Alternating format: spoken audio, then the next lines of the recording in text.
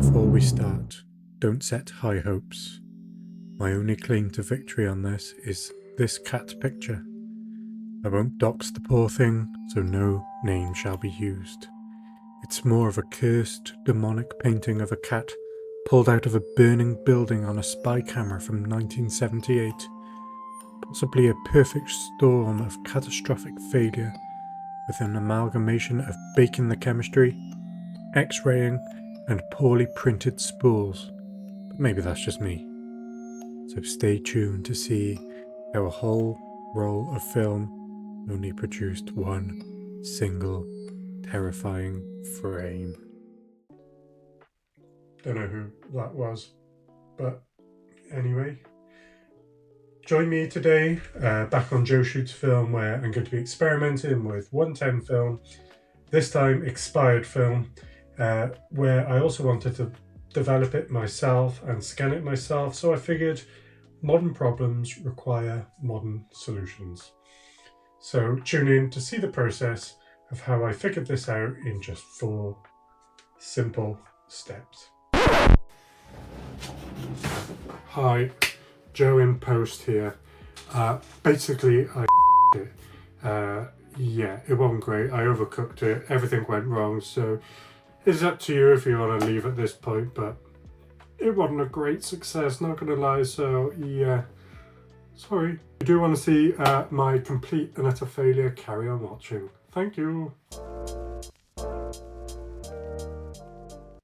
Although there are companies out there these days that do create 110 film like Lomography, nothing can surely beat the original stuff. That's why I managed to get 2 rolls of expired film from eBay. I only shot the one so far. Hopefully the second roll will be on a part 2 of this video. The first one I shot was Kodak Kodacolor 100, expired in March 1991. Just think about it. When this was on the shelf, the world was in chaos. There were wars in the Middle East. Spaceships were being launched, and there were massive political shifts here in the UK. The year of good and bad songs in the charts, as well as some decent movies. So not much has changed there then, but we'll go with it. So off I plodded to take the 24 pictures on my canister of expired 110 film. Usually when taking images on expired film, you account for the number of years by exposing your images 1 stop per 10 years. So 1991 was just over 30 years ago, so I should account for 3 stops. However, I am on a 110 camera, so I can't change my settings. I wasn't holding out much hope for this project when I started, and had it in my head and kept telling people and myself that this isn't going to work. Not only this, but with the camera still in my bag, I went on holiday at least once, possibly twice, with the film it's still in the camera, unprotected, so it was either x-rayed twice or 4 times, which also just adds to the souping, but yeah, there we go. I did try to take as many pictures as possible when I remembered, wherever I was, to see how this experiment will go, and when I got through the roll, that's when I encountered the next problem. Yes, modern problems do require modern solutions, and instead of sending the film off to be developed in a lab, I thought to myself, I need a way of doing this myself. So googling around, I found Patterson reels for 110 selling for £20 plus on the internet, and then I saw it. A link to the same spool, but as a 3D model for free. During this brainwave, I also found a Plus Tech insert for my scanner for 110 film, so printed that too. I fixed up my old 3D printer, got some PLA filament, and 3D printed a spool and an insert. Credit and links below if you want to check them out yourselves. Then I had to work out how to get the film out of the canister and realised there was a paper backing similar to 120 film. I soon put 2 and 2 together and cracked on. If you want a separate video on how to do this, please drop a comment below. I loaded the film onto the new spool and developed it, pushing it 3 stops, so instead of my usual 3.5 minute develop, I did it for 10 minutes. So in post here, just going to quickly add, I also added a empty normal 35mm Patterson roll just to weigh the actual thing down itself. Phew. Bloody hell. I think that's about it.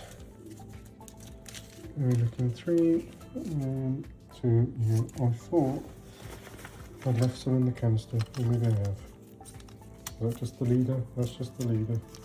Yeah, all good. Oh, maybe not. No, just the leader. And the results weren't that great, which was kind of expected, although when you held them up to the light you could see a slight image. So the Plus Tech insert that I was on about, this is the 35mm one that comes with it. You basically pop the film in, line it up to the little windows, and then pop it into the scanner. Then you have my 3D printed one. They fit through the window, and same as the other, just hit scan and see what you get.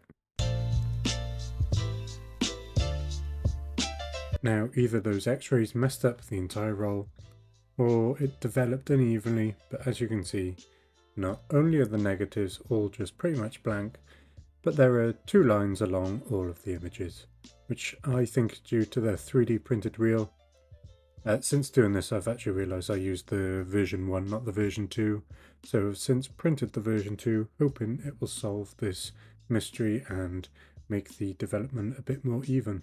The other obvious note is that all of the images look ass. They're all shifting towards the red and blue side of the colour spectrum, and some not only have the horizontal lines but also have vertical lines, which, yeah, I don't know where that came from. I reckon that might even be x-ray, but we'll see.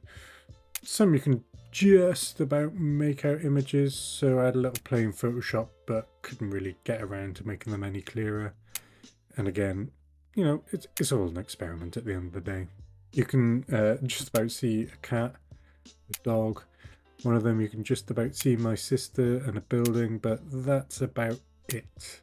I think on one you could actually see like a dartboard, but again, it's not great, not at all.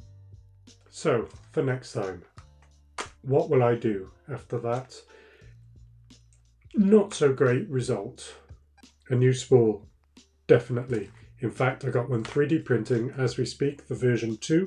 If I reuse this camera, we actually have 3 modes on it. You have bright daylight, cloud, and flash. And that classic flash loading noise, if you can hear that, wherever you can, I don't know. So what I'm getting at is basically maybe maybe I should take the images on flash mode or on cloud, which in my head means the shutter will be open slightly longer, so it'll let in that extra bit of light. The next roll of film is actually 200 speed as well, so that gives us that small bit of advantage. Like I said earlier, since recording this, I've also discovered how bad I messed up the development of this. I, for some reason, did it at 10 minutes rather than 3.5. Why I did that, I do not know. So nobody's fault but my own. So next time I'll get the development right, and hopefully in the future there'll be a smaller update video on Expired Film Part 2. So on that terrible disappointment, thank you for coming along and joining me on this little experiment. Like I said, at the end of the day, it's all an experiment. So maybe you learned something. Don't do it. It's what I've learned. Maybe you haven't. But anyway, I will see you next time on Joe Shoots Film.